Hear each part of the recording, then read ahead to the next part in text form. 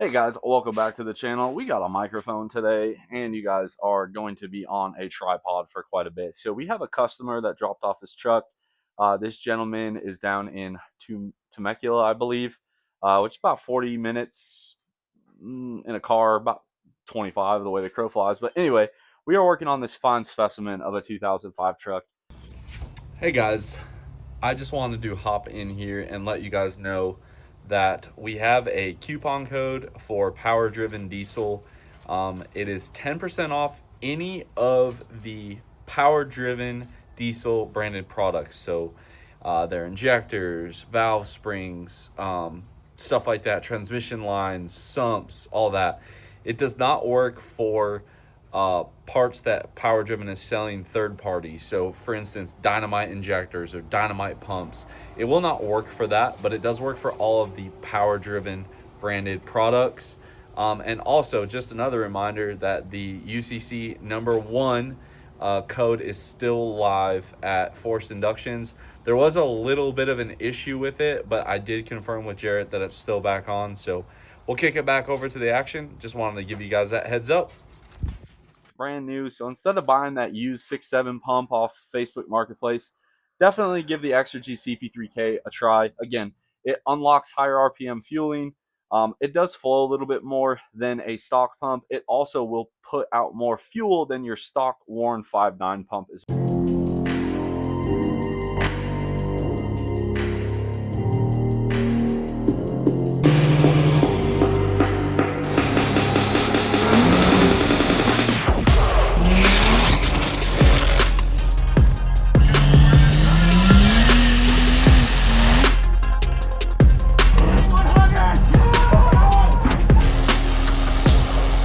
We are installing some DDP nozzles. Now, full disclosure, I did one off camera just to make sure old boy still had it. And then I filmed one for TikTok. So, I'm sorry, TikTok also, a lot of engagement, a lot of good engagement there. And I feel like we can really help the newer generation. They seem to get a lot of their information from TikTok. So I've been trying to be more adamant about not just trolling on there. So we are going to be modifying a set of Patriot Dynomite injectors. Okay, we're putting some 30% over nozzles on here. I did wipe this bench down, and we also have the microfiber. Now, I'm going to go ahead and get you guys set up here on the tripod, and we're going to essentially talk through this. All right, now I will pick up this camera once I get this injector apart and show you guys up close and personal. I always start with a little brake cleaner just at the affected area, like so, and then I take this somewhat clean microfiber here and kind of wipe it off. Then you're going to install the injector into this device. Now, DDP does give you this little bench vise tool when you buy nozzles. I don't know if anybody else does, but we get all our stuff from DDP, so you know,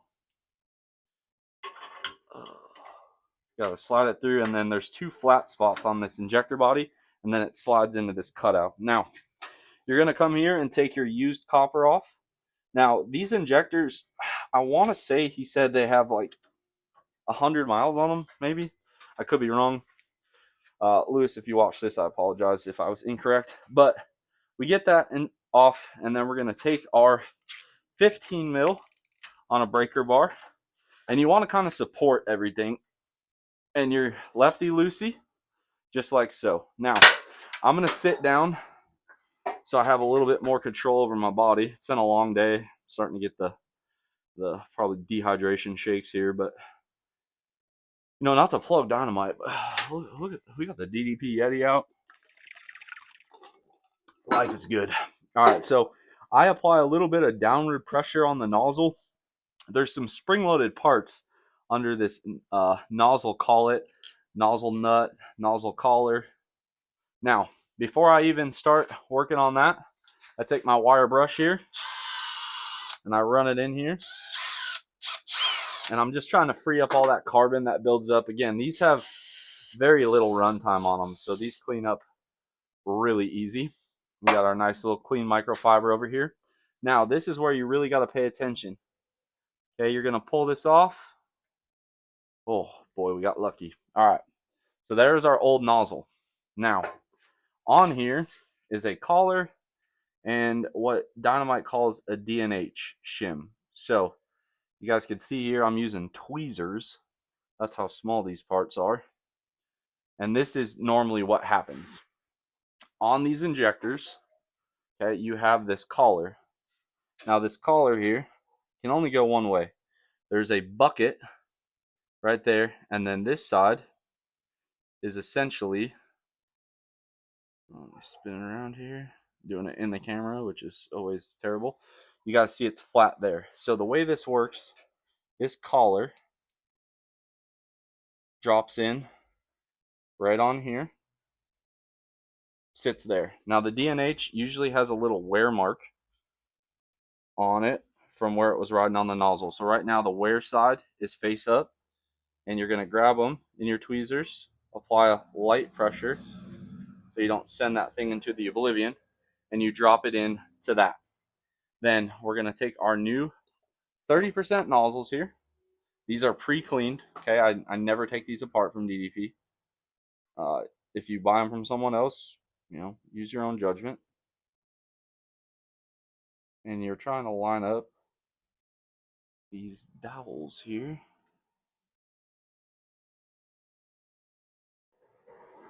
All right. Oh. And it's a good thing I was paying attention. That feed hole right there lines up here. So I was putting it on 180 out. That's why it wasn't sitting very flush. Okay, and now you're here. Take a little bit of assembly lube, and I put it right on this collar here, like so. And then I take a little bit, and I squirt it into this nozzle nut. All right, and the goal is to make it where the threads don't bind. Now, I'm going to put you guys back down, but essentially what I do is I put my finger to apply pressure to the tip of the nozzle and thread the nut down. All right, and you want to do that because you guys saw those little parts. That D&H, if you lose it, you're sending these in. Like, abort the mission. It is not worth it. Now, I'm not going to sit here and try to tell you guys how to spend your money. Because these injectors were so new is the only reason why I even offered this customer this service. I don't like doing this because these are balanced, and they're balanced within about 2%, and that was on a stock nozzle. Now, let's say they're on the high side, and you're going to torque these. I just talked to Chris Krebs. He said they usually go 45. One of the videos I saw only said 40. I remember it being really tight, and I wanted to make sure that when I was filming this video for you guys, I had the correct spec. I don't like to be one to put out false information. So we went with 45, and then we're going to slide our new copper sealing washer on. Now, these usually don't fall off. Lenny talks about putting a little dab of grease there. These ones, you gotta shake them, but if you want, you could take a little bit of assembly lube, stick them on there. Now they're not coming off. So that is one completed nozzle swap. Now this is on a 5.9 truck. 6.7s are very similar. It's just a little different tool. I'm not sure on the torque spec, but I would say it's roughly the same. And inside of here, they're very much the same. Now I'm gonna spin you guys over here. We're gonna try and one take this. What's the worst that could go wrong? Now, I don't care what brand of nozzle you buy. I don't care if you get Extra G or DDP or Industrial or Flux or S&S. When you take something that's balanced very, very well, and all these companies do this, okay? This isn't just DDP exclusive. You get it within 2%. So on a 120 mm3 injector, which is stock, okay, you are balanced within 2%. So 2% of that is going to be, well, 10% is 12 mm cubed.